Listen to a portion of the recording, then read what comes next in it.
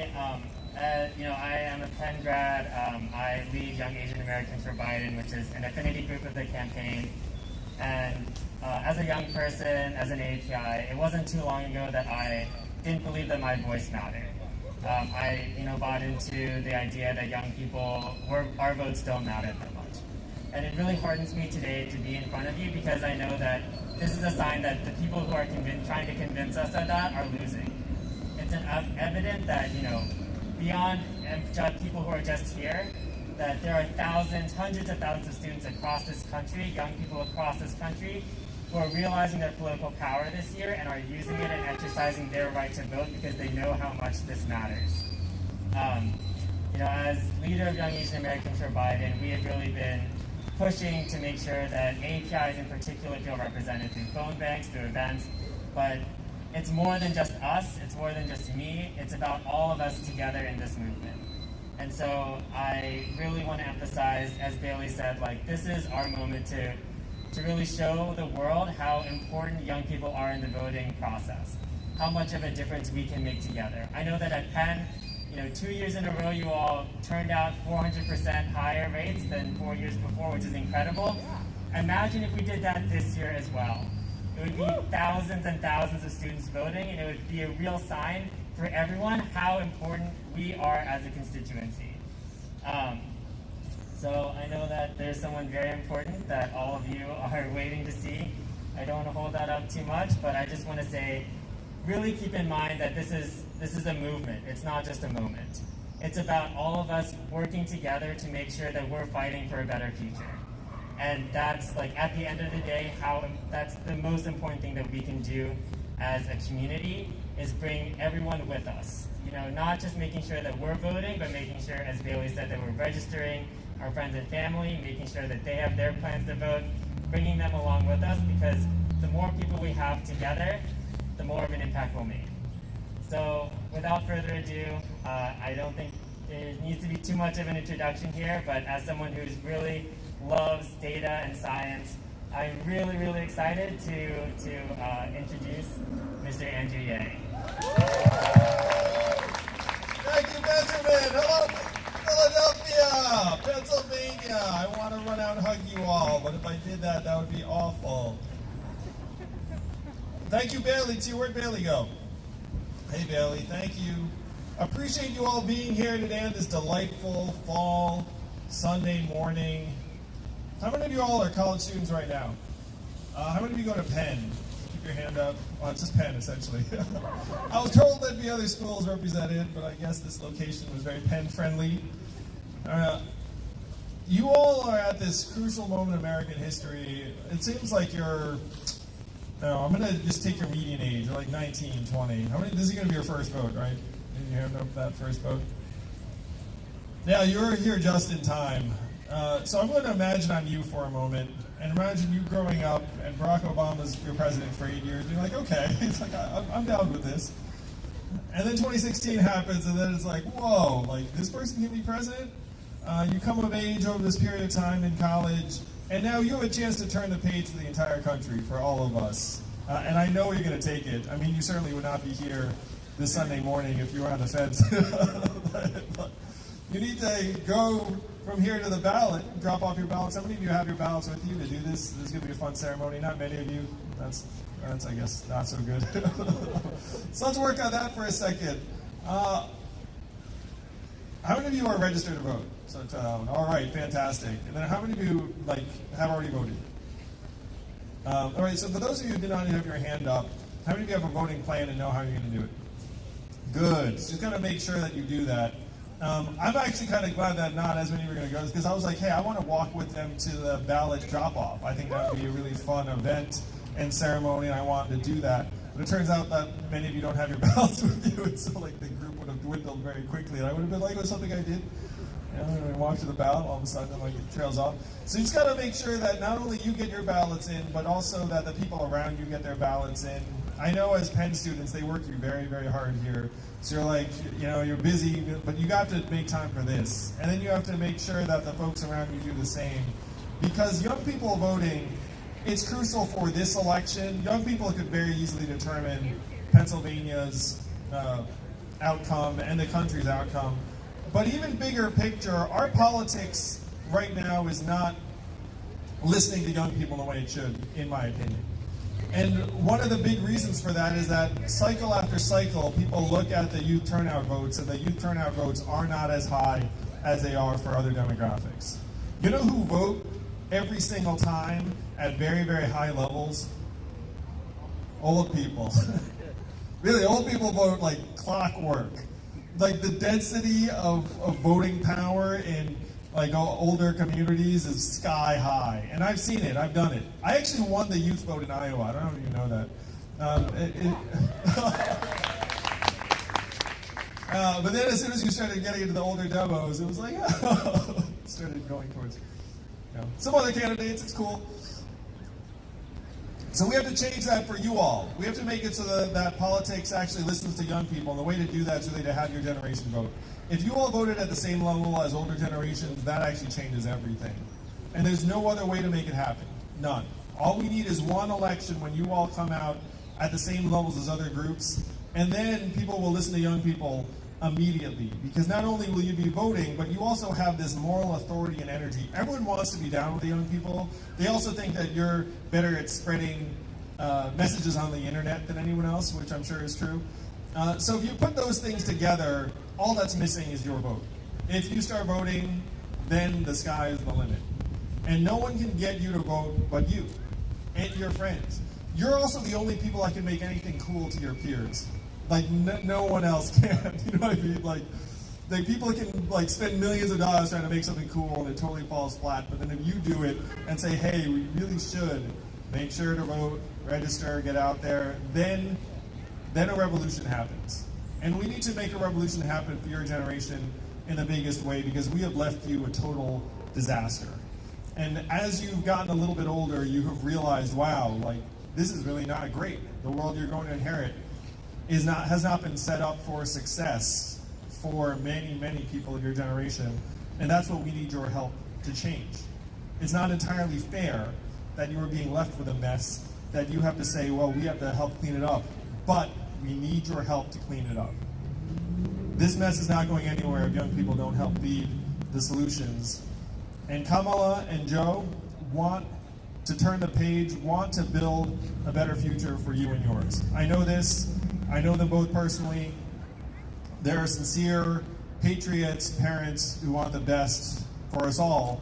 But they take very seriously the moral obligation we have to young people to leave you a planet that you can inherit, that we can be proud of, an economy that actually has opportunities for you, a government that's actually listening to and working for you.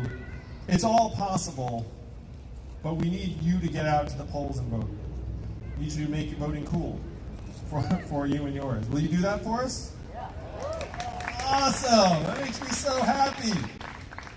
You all really could make just about anything cool. You guys should get together after this event and be like, what else are we going to make cool in addition to voting? Like, come up with, one of you have some business idea, and then all of a sudden it spreads. And it'll be from this. That's really the power you all have. I see about, maybe I'm not supposed to use numbers here, but let's call it, I think there may be like 60 of you here today. And the 60 folks here, you all are worth your weight in gold. And each of you is going to end up catalyzing additional energy. Pennsylvania, this entire state could go by like hundreds of votes. So the voting power here is massive. And if you make use of it, it also becomes habit forming. Raise your hand again if this is your first vote. After you do it, you're going to feel this kind of special thing. Raise your hand if you've already voted.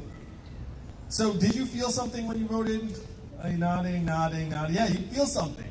It's kind of cheesy. Like, you're not sure that's the way it goes down, but for those of you who haven't actually done the voting thing, like when you send it in, you actually feel something. Like something, some kind of, like you're part of something much, much bigger than yourself, maybe the biggest thing you've ever been a part of. It's a beautiful feeling. I actually voted on the way here, or I filled out the ballot, on the way here. And I got that feeling again, even though it wasn't my first vote. It's maybe, it's like my, whatever it is, 7th, 8th presidential election. Did I do that math right? No, I didn't. It's embarrassing. I'm actually not old enough for it to be my age, unless I was voting as like a 12-year-old. But I got that feeling again earlier today. And you're going to get that feeling when you file your vote. And then the great thing also about when you vote too, you can turn to other people and be like, I did it, it's awesome, you should do it too. So let's turn the page for our country. Let's give Joe and Kamala a chance to rebuild this country in a way that will work for young people and people around America. And let's do our part. The least we can do is do our part to put us on a better path for the future, for you all, for your generation. I know, I think I've got some time for some questions. And some folks are going to come ask it, over there. Or, the pressure's on. People like, we can ask questions of this guy? Look at this. Hi, I'm Davis. I'm a senior at Penn studying computer science. I was wondering how your experiences and identities have shaped your political activism in the past and also going forward. Thank you, Davis.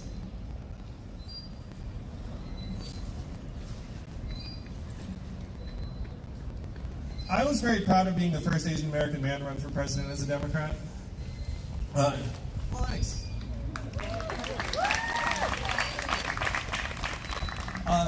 Though I was running on issues that weren't, I think, specific to any community. You all probably know I ran on universal basic income, which now 55% of Americans support. I was like, oh, wasn't that high about in January? And 82% of Americans support cash relief during the pandemic. So those were some of the big issues I was running on. But it turns out that when you run for office, who you are ends up becoming part of everything you do. And certainly for me, my experiences as the son of immigrants were important. As a parent, those were important. Like, you can't really separate who you are from the things that you're fighting for on the trail. And to me, that's actually going to be one of our big challenges moving forward, is valuing everyone's experiences and what made them who they are, while also addressing the biggest problems that affect everybody, and not trying to say, look, that there aren't massive things that we know we have to address, that doesn't rely necessarily upon the fact that I grew up in upstate New York and you grew up in Western Pennsylvania or whatnot. It was an incredible journey running for office. How many of you are thinking about running for office at some point? No one? Some of the backs over there on a weekly. Well, for what it's worth, if you rewound to when I was a senior at Brown University, there was no way I thought I was going to run for office. So who knows? You might surprise yourself at some point where you're going to end up doing work, and then maybe you're going to feel like you want to get involved on that level. I'll say too, I feel like I have something in common with you all in part, because I went to Brown. How many of you all are children of immigrants like I was? I get the sense that there's that too. And so I was told to get good grades and get a good job, and then, try and provide a path for myself in this country. And my parents did not talk about politics that much in my house. And it became only over time, when I became an entrepreneur, when I started seeing the problems that afflict the country and thought, well, we need to do better than this. And then I thought that I could contribute. And so that's something that you all, I believe, are going to end up progressing through in different ways. Because right now, you have a lot on your plate academically and the rest of it. You're going to get through it. You're going to be great. Like, this is one of the best schools in the country for a reason. And you're going to wind up contributing in different arenas. And that journey is going to take you in all sorts of different directions. So that's I guess how my identity and experience ended up informing my campaign. Hi, my name is Stephanie. I'm a sophomore at Penn studying political science and sociology. I'm also the director of Academic Politics on campus.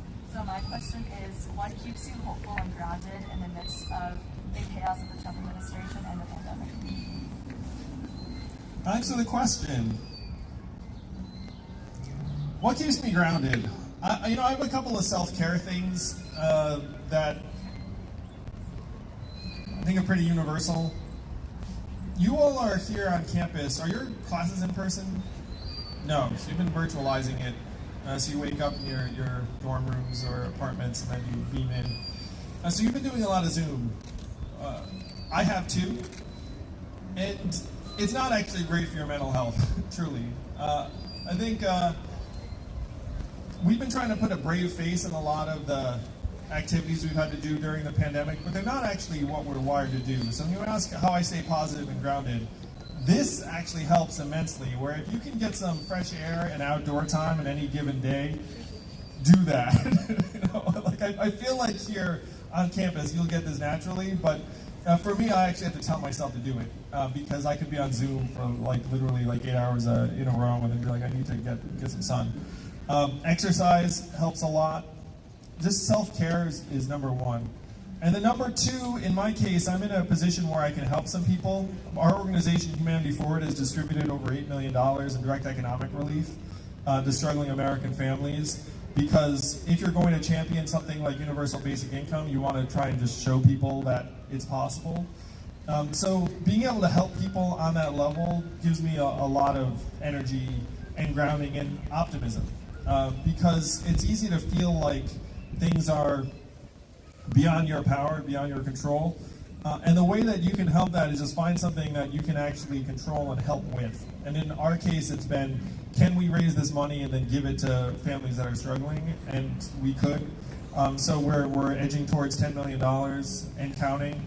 Certainly being here to talk to you all is invigorating for me just because I know it's going to make a difference. If you can find something that you can apply yourself to that makes a difference, your outlook improves dramatically. There's only one thing I've found that makes me feel better about the problems of the world, and that is doing something about it. That's one reason why you're going to love this voting experience, because you're going to feel like you did something, and hopefully you're going to feel like that's not enough. You're going to be like, well, I voted, but now I'm going to bug other people to vote. I'm going to volunteer. I'm going to text bank. I'm going to phone bank, or whatever it is you decide to do. So that'd be my message, is just act and you will feel better.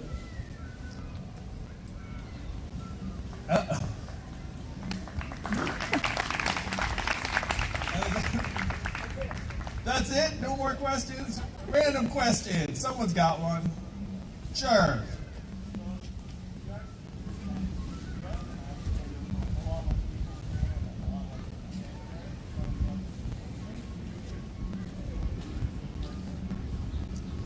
So if you didn't hear, the question is what's changed in the last 2 years, because Francois, I remember seeing me in 2018 and the Yang Gang was not really a thing in 2018. So I appreciate everyone who's joined over the last 2 years.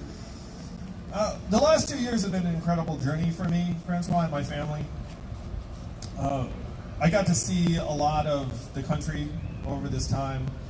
And what I've learned is that if you go to Iowa or New Hampshire or Ohio or California or Pennsylvania, the things that people care about tend to be the same.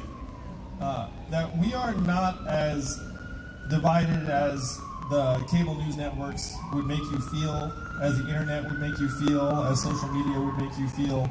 And that even if there's someone who disagrees with you on just about every dimension, if you sit down with them or standing across from them and you talk to them, they'll engage with you as a human being.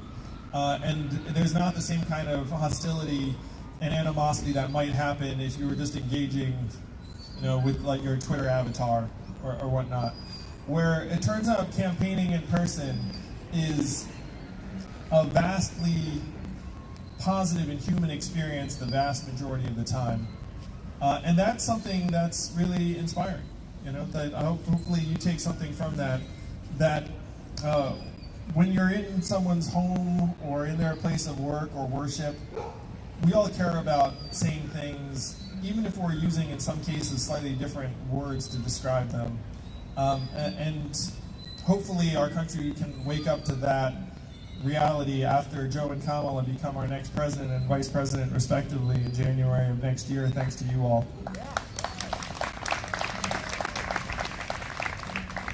Hi, Mr. Yang. I'm Ashley, a junior at Penn. I have a question for you.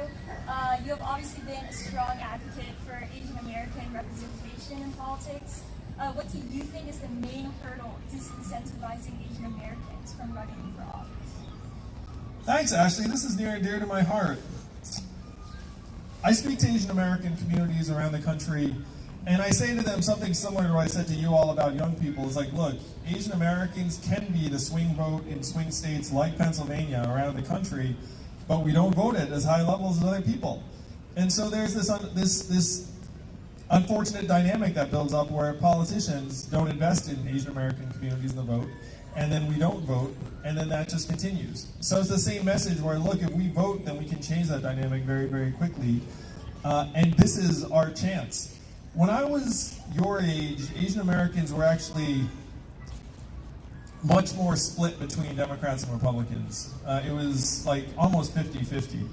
Today, Asian Americans vote 75-25 Democrat, and that was the last cycle. I have a feeling it's going to head even more in that direction because it's not like Trump's done himself any favors with the Asian American community.